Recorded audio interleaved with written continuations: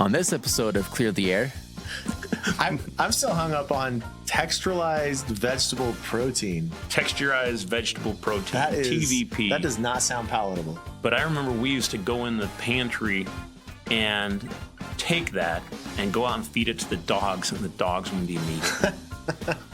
So now you have an article that doesn't talk about the amounts that are used in, it's one article, doesn't talk about the amounts that are used in gum and toothpaste. It's the CNN article and other articles lead with gum and toothpaste. Someone reads that and takes CNN as factual and the truth and is now going to change their behavior away from something that wasn't even what was being studied in the first place. It's mind-boggling. Well, if they're listening to CNN and believing that it's truthful, then this is just Darwinism. And cut. Okay, well, welcome again to another episode of Clear the Air podcast. I'm Nate Jones, and I'm here with Shad Slaughter again. Thanks, Nate. Hey, everybody. Recently, there was a paper that was published coming out of the Cleveland Clinic that talked about xylitol and how it supposedly showed a link between xylitol and heart issues. I think what was really surprising about the study is how quickly it got picked up by national media in the U.S., not so much internationally, but in the U.S., for a couple of days, it was making the rounds online and on cable, and it just seemed to be a pretty hot topic. Yeah, I was out of the country at the time. I didn't hear any mention of it except when people would send me text messages and emails saying, hey, you're seeing this. And, I, of course, saw it, and I reached out to some of the doctors doing research with xylitol and chatted with them. But, it didn't get any traction outside of the U.S., which I found to be incredibly weird. I mean, it was published in the article was actually the Cleveland Clinic couldn't get it published in a journal here in the U.S., and so they went over to Europe and had it printed in one in Europe, and nobody in Europe really picked it up either. Yeah, I was intrigued at how quickly the coverage popped up from all of these different sources, and then the second part I was really surprised about. Was after reading the research and then reading the articles, it didn't seem like the coverage was covering this, what was in the research. Yeah, it wasn't. And for transparency, I want to point out that, I do run a company. I started the company almost 25 years, a quarter of a century ago. We do sell xylitol products. We do utilize xylitol products. I have been involved in xylitol, all aspects of xylitol, going from production to research to selling consumer goods, utilizing it for its many well-documented thousands of studies showing how it is good for health, for nutrition, for oral care, for nasal care.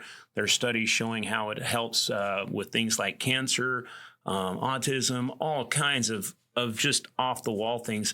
There was a study that was done at Baylor University that came out a couple of years ago where they actually showed that if pregnant women chewed xylitol gum, their preterm births, their early, what's the word for it, but their early births went down by nearly 25%. There's all kinds of studies going out and showing how xylitol positively affects, people and our ability to be healthy. Yeah, it is fascinating that thousands of articles over 50 years get very little media coverage. And this one study that indicates it may cause, and what was interesting is if you read the study, it talks about large amounts of xylitol, and yet all of the news coverage would mention gum and toothpaste, which is not a large amount of xylitol. But let me read you a couple of these headlines here. So, CNN, common low caloric sweetener linked to heart attack and stroke study finds. Or Time Magazine, popular. I just like to point out how definitive Time Magazine is. It is linked. The study itself actually was not showing causation at all. It was showing possibly, maybe, a correlation, but 100% not causation. In fact, And what some of these things did is they came up and said, yeah, it's used in gum and toothpaste and foods and stuff. And even Dr. Hazan, who authored the paper, came out and said, yeah, don't throw away your toothpaste. Don't stop using your gum. Don't stop doing all this. It's, that is nowhere near what you would be using to have the health benefits as what they did in the study.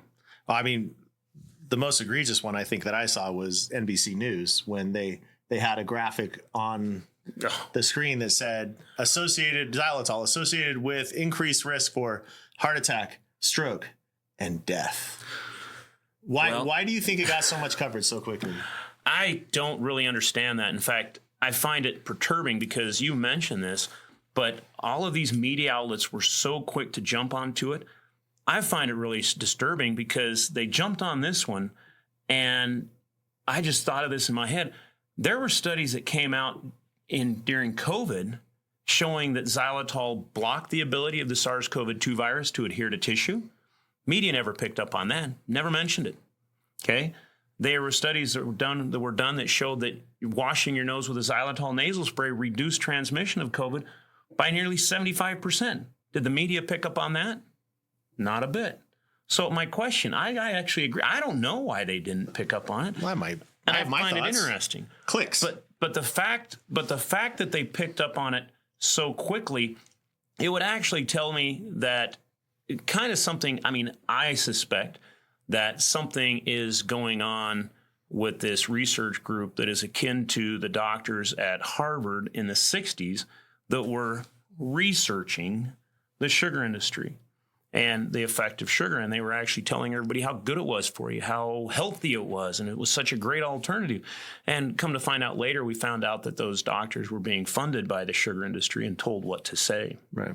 But that's what I suspect. Well, I mean, the same group came out with a study last year saying exactly the same thing about erythritol, which is another sugar alcohol. And I read both of the studies. You could almost just take out the word for xylitol, and I think they were just, hey, let's just change it out and do it. Sure. I looked into it. Cleveland Clinic is a reputable institution.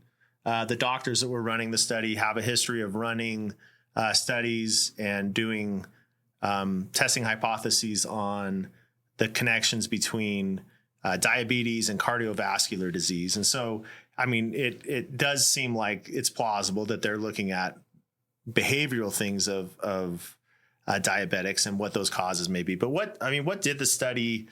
I've read through the study. You read these things and understand them at a much deeper level than I do. So, like, what did the study say? What did it say? There's a bunch of different things in there, but really what I got out of it was that if you're a mouse, which the mouse model for cardiovascular disease is nowhere near similar to the human, but if you're a mouse and you take all of your platelet-rich plasma out and mix it with xylitol, it'll clot. It wasn't done in humans, and I think that these are doctors that are educated, and I think they know that, and they should have pointed that out and done a better job in that research. And as I was reading it seemed to say that we have a certain amount of endogenous xylitol in our system, and endogenous means produced by the body, right? Endogenous, sorry. Endogenous. Androgynous just means you're no gender. That's. Let me start that clip over. All right, so I read the study, and what I took from it was that our body produces a certain amount of xylitol already, and endogenous xylitol is produced by the body, as it does other things like erythritol. And their concern was that the consumption of xylitol would increase the amount of xylitol in the bloodstream by they're saying 1,000-fold. But again, that was, if I read the study correctly, it said consumed at the highest levels. So talking about like xylitol in sodas and xylitol in drinking a lot of. This is more than what you would find in a soda. I mean, what they had people not eat for a day, and then they came in and they gave them 30 grams of xylitol and had them chug it. And then they measured how it was. And for context, how much xylitol are you getting when you chew a piece of gum? Well, I eat a lot of xylitol. I would probably say I eat as much xylitol as well more than your average person. But I do eat a lot of xylitol. I use it as my primary sweetener, and you're going to be lucky if I get 10 to 15 grams spread over the course of a day. Right, because a piece of gum is what, one gram? 1 gram. And when you use toothpaste, you're supposed to be spitting most of it out. Most of it out. You're getting a gram at most?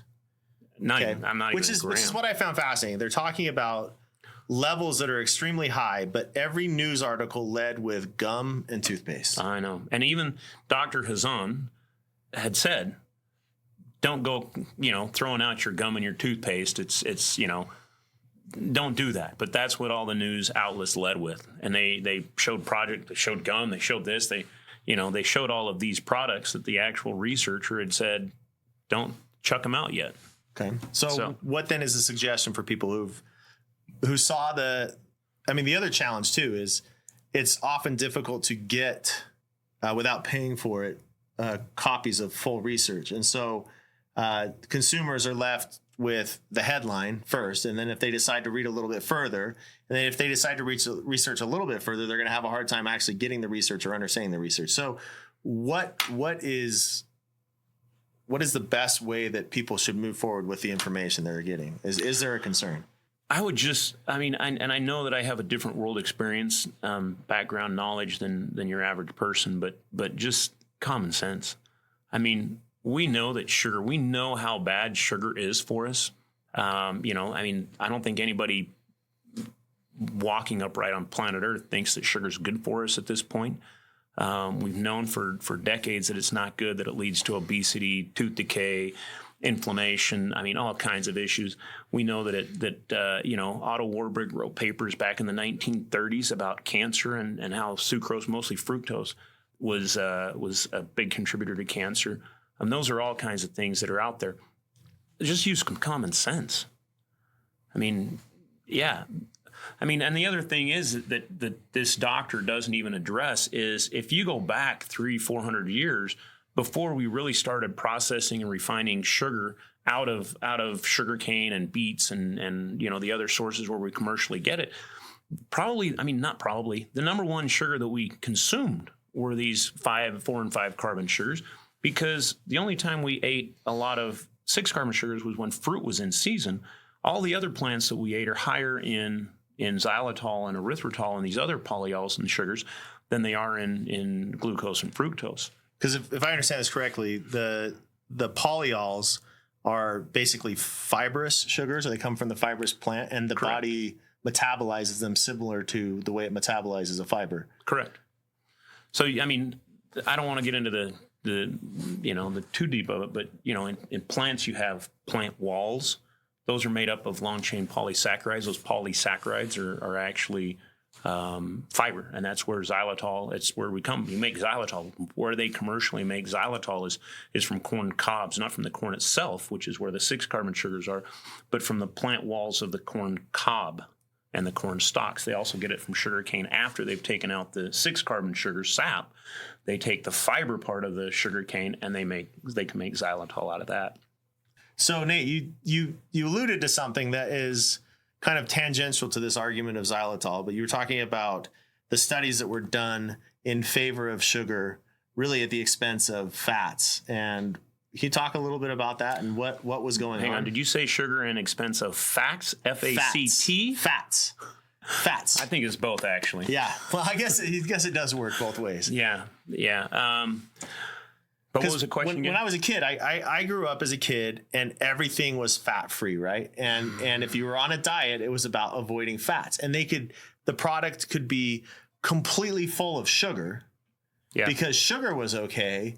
It was fat. But it turns out that there was some stuff going on behind the scenes, which is all Science. a point of record and been found out. But what was going on? So the doctor, I want to say his name. It's Ansel Keys, or it's not Alicia Keys. I know that. But I think it was Ansel Keys, and there were some other doctors at Harvard, and they were publishing papers. They were reviewing studies, but the Council for the Sugar Council, I think is what it was called, was actually paying them to give them favorable reviews. And the food pyramid that we had in the United States was based off of all of that false information. And what was the social result of that? We were all fat. Right? Diabetes. I grew, just like what you said, I grew up, my parents were like, get off the saturated fats. We ate, to this day, I won't eat tofu because my parents, when I was a kid in the 70s, we had texturized vegetable protein, which is really TVP, and it's really just soy product. I don't even know what it was. It was just nasty. My parents were like, no, this is what we got to eat. It's healthy. And we would just go outside and go down and pick some corn or some fruits or vegetables or something. I remember we used to go out and dig beets out of the... We went out. We were so hungry one time because we didn't want to eat this texturized vegetable protein and pasta. And me and my brother went outside and dug up a bunch of beets from the garden, and we just ate the beets. And I hate beets, but I remember coming back in after we'd eaten some of these beets. You know, a couple hours later, I went in to use the restroom, and it was red. And I thought I was dying. I thought I was bleeding internally. I'm still hung up on texturized vegetable protein. Texturized vegetable protein, TVP. That does not sound palatable. But I guess when you call it Impossible Burger, it sounds better. I know. But that was in the 70s, and my mom and dad had gotten a bunch of it from somewhere. And again, I've said this. I come from a family of 14 children. My parents got whatever food they could eat, or whatever food they could get for cheap in order to feed us. But I remember we used to go in the pantry and take that and go out and feed it to the dogs, and the dogs wouldn't even eat it. So, well, I think it's a fascinating note, and again, not to get conspiratorial on this, but I think it is important to understand that the sugar industry does have a history of protecting its marketplace through misinformation, through scientific misinformation. I mean, we can go back further to, colonial days and some of the stuff that was going on with sugar back then. But even just looking at the research that was happening and the false research that was occurring in order to promote sugar over fat. And socially, the result has been an increase in obesity and an increase in diabetes. There's not just those two, but an increase in all kinds of diseases. Yeah, there's a local doctor in Utah, Dr. Bickman, I believe is his name, talks about type 3 diabetes. And essentially, type 3 diabetes is this insulin resistance, and insulin resistance leads to all of these other modern day illnesses that we're facing. So I think it's important when I see a news article that shows sale of sugar going down and the sale of sugar substitutes going up, that there is a history of that industry protecting itself through research. And I'm not saying that's what's happening here. I think it's just good for context to understand that there is a precedent for that. There's a lot of precedents for it. And, I think that's why I used to watch the news a lot and believe a lot of what I watched on the news. The last 5 years, that's kind of changed. I probably would have missed this all if people hadn't been calling me and asking me about it, because, I understand that the news, the legacy media is they put a lot of stuff out there. They sensationalize a lot of things. They blow them out of proportion simply to get clicks. Right. I mean, to get their businesses. That's what their business is. That's how they get paid. I was really surprised to see it in some of the more honest, I would call them more honest, level-headed media. When I went and looked for it, they weren't publishing and pushing it and showing big graphics of how, supposedly it was causing death, which it wasn't, and even heart attacks, which it wasn't. I mean, I'll read you some things. If there was any link between xylitol and heart attacks, it would have been discovered long ago. I mean, people have been using xylitol for 50 years. I mean, in Asia and Europe. Absolutely. And one of the last episodes I talked about me being in Thailand. When I was in Thailand, I was sitting in the hotel lobby waiting for my family to come down in the group. And this guy sits down next to me and starts chatting with me. And he was there from KPMG. They were at a conference over there in Chiang Mai. And he was from Thailand. And he goes, "What do you do?" And I told him, I said, "Well, I run a company that we sell xylitol products." He goes, "Oh, the stuff that's in the toothpaste, and the stuff that's in the gum." They knew what it was. They've been using it. It's, he knew what it was. I've never had that happen here in the U.S. where I'm sitting down and someone, "Hey, what are you doing?" I say xylitol. They're like, "Oh yeah, that's the stuff they use," because our ADA has hung their hat on fluoride. and not on xylitol, which is actually much more effective. But it is surprising. You would have seen this long before now. It is fascinating. I mean, we had a customer call in or send an email, and the email, paraphrasing the email, it was, "Hey, how can you be selling products with xylitol? CNN just told me it will kill me." Right. And I think that it's fascinating that there is a drive to sensationalize things, and it certainly gets attention, but there doesn't seem to be any accountability that person who now may have had the benefits of using those products in her oral care, and which is helping her teeth, which is helping her gums.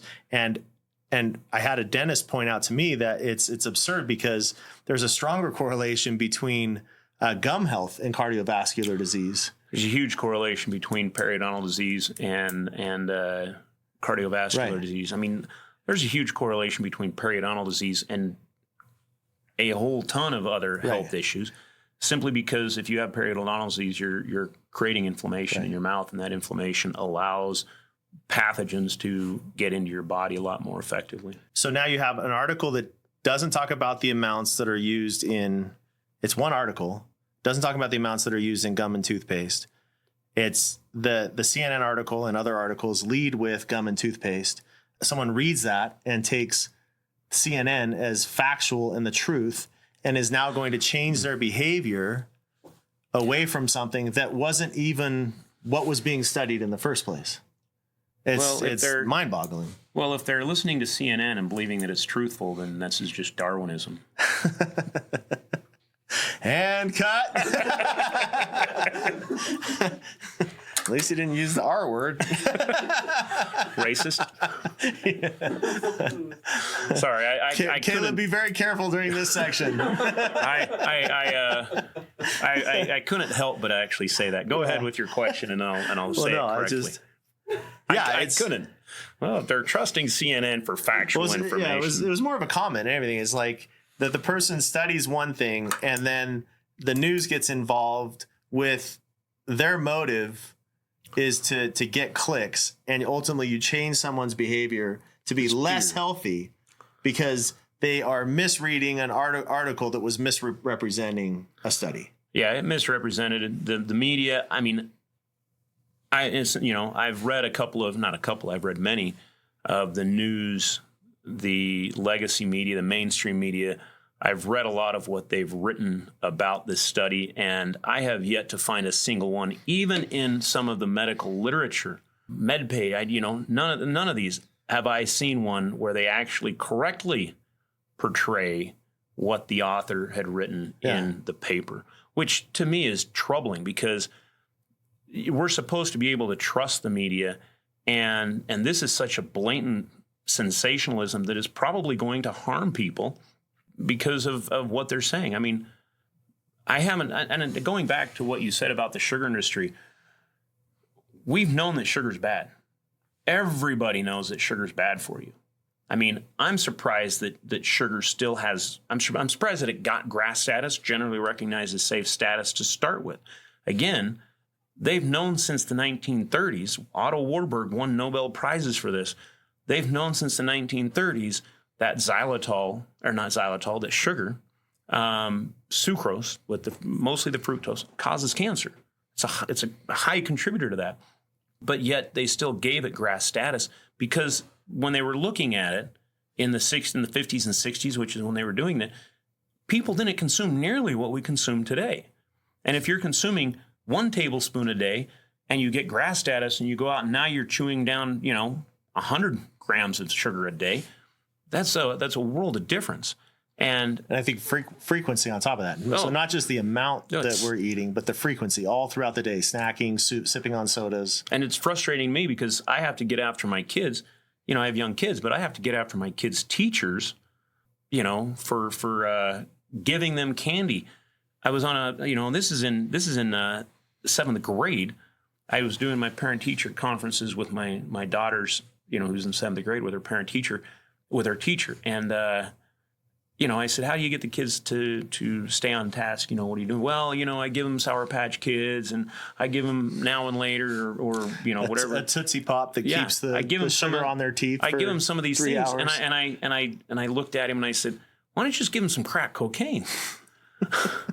and he looked at me, and my daughter elbowed me in the gut and said, Dad, not now. But when teachers are giving kids candy or giving kids sugar, that's horrible. I mean, it's deplorable, but that's where it is. I mean, again, our teachers are handing this carcinogenic product that we know is carcinogenic, and they're handing it out to kids in schools. That's more troubling than drinking 30 grams and it possibly being linked to maybe cardiovascular risk. So what is Clear doing to understand risks and understand the products we use? And I mean, we research. We spend a lot of money on research. We do a lot of research. We help with research. We educate people about it. When this came out, I mean, I would actually, like to read, one of the researchers that started a lot of the research with Xylitol. He's retired now. I'll be seeing him in a couple of months, but he's gone. He's out of the research area, but he still pays attention. But this is some of his comments. He said the EHJ, European Heart Journal, publication is poor and lacks the normal required self-criticism, i.e. the author should have pointed out that they had not fed patients with xylitol. This was not a feeding study. Plasma xylitol may be regarded only as a metabolic marker of heart failures and does not in any way increase the risk of cardiovascular events. Again, the media blew that all the way out of proportion. Probably because the journalist couldn't understand what that actually meant. I know. I agree with you. Okay. The authors understandably ignored the massive and long-term xylitol loading tests that were carried out in Finland by myself, the Dr. Mäkinen, and my team. These studies have been published already in the previous century, okay, in the 1960s and 70s, okay, in international journals. And he's been in possession of, and have been in possession of the FDA, which has also used these results in all their FDA xylitol resolutions. I'm confident that the negative publicity will soon vanish, okay. And the other thing that he really points out, and I thought this was really interesting, he goes, xylitol disappears rapidly from the circulation after gum use. Xylitol will thereafter be metabolized by effective metabolic routes and simply cannot cause the effects that are claimed in this European Heart Journal. Okay. And again, who is this? This is Dr. Kauko Mäkinen, who is a researcher. He researched xylitol for decades at the University of Turku in Finland. And he's considered the godfather of xylitol research. Wow, this is fascinating. We've covered a lot of ground and a lot of interesting stuff. The article, definitely caused a week or so of some research and looking for responses. But what should people take away from it? Like, what's the one or two sentences that we should take away from this article and the way it was covered? Don't trust the legacy media with your healthcare advice. I mean, I think the last 5 years have really driven that home. Who should we trust for medical advice? I think your physician, not the media, your physician. Once you're sick, trust your physician. If you want to understand, my personal opinion, if you're healthy, you should probably talk to a nutritionist or a not a physical therapist, and an exercise physiologist, your gym trainer, someone that's going to help you stay healthy. I think it's really an oxymoron that we trust physicians if we're healthy, because physicians are actually trained how to heal us, how to cure us, how to use drugs and pharmaceuticals to make us healthy. They're not really trained in keeping us healthy. And we should probably do a podcast on that, but I could draw you a whole graph up on the wall that if you're healthy, you have this whole line from when you're completely healthy to when you're completely dead. And doctors are really only trained on this part of it. You go into public health, which should be focused on hygiene, sanitation, things like that. I mean, I could probably really make a valid argument that your plumbers and your public sanitation workers have done more to prevent illness and to keep people healthy and have saved more lives than all the doctors in the world combined. Simply because that's the fact of it, I guess. That's an easy argument to make. I think it's underappreciated what those people have actually done. Right. So next time your garbage man comes up and is picking up your trash, go outside and give him a hug. Tell him how much you appreciate them keeping you healthy. And then let us know what the reaction is. Give him a couple of cookies baked with sugar. No, I'm kidding. Awesome. I was looking at the journalist that wrote the article on this article that broke the story, so to speak, for CNN. And I was looking at the other article she's written, and she did the erythritol one that you referenced a year ago. I also noticed that she did one on fish oil and a handful of other ingredients. And it was almost like takes certain ingredient and insert, and then the rest of the title was the same. So I just found it fascinating. That's kind of her beat, is to go out and expose, I guess, healthy ingredients as unhealthy. So this was another good one from the Calorie Control Council. Their response, I think, was great. It said, the results of this study are contrary to decades of scientific evidence substantiating the safety and efficacy of low-calorie sweeteners such as xylitol by global health and regulatory agencies. While the authors use multiple methods, it should be noted that the findings are limited in their ability to establish association only. Further, one phase of the study included individuals who were already at increased risk for adverse cardiovascular events. These findings are a disservice to those who rely on alternative sweeteners as a tool to improve their health. As said Carla Sanders, president of the Calorie Control Council, xylitol has been trusted as a great-tasting, low-calorie sweetener for over 60 years. It has proven dental benefits, including preventing plaque buildup and tooth decay, and is naturally occurring in foods such as strawberries, lettuce, oats, and corn on the cob. 6 years is a long time to have people using xylitol and not having heart attacks.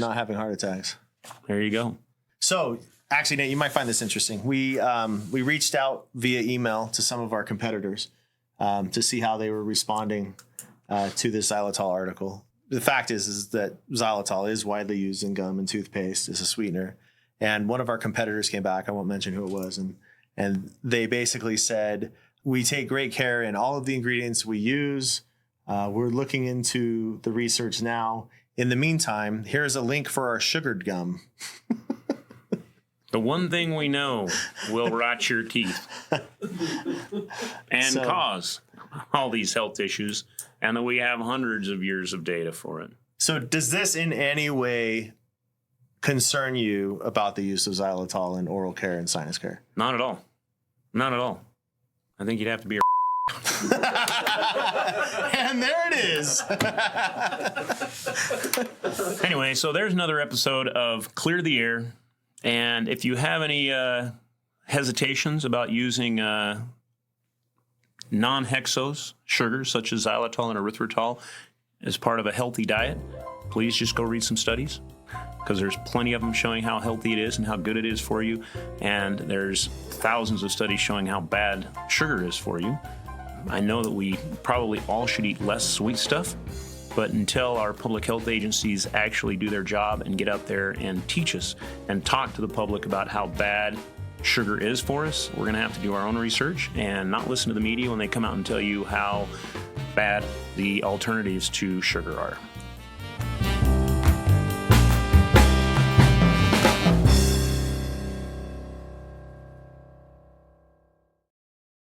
This episode of Clear the Air was hosted by Nate Jones, co-hosted by Shad Slaughter, produced by David Monk, associate producer Matthew Davis. Video and audio were edited by Caleb Scoresby, research by Sabra Bills, music by Augusto Diniz. If you enjoyed this episode of Clear the Air, be sure to follow, like, and subscribe so you don't miss out on the latest episode. Have a favorite episode? Share it with a friend. New episodes of Clear the Air are published weekly on YouTube, Spotify, Apple Podcasts, or wherever you listen to your podcasts. Thanks for listening. We'll catch you next time.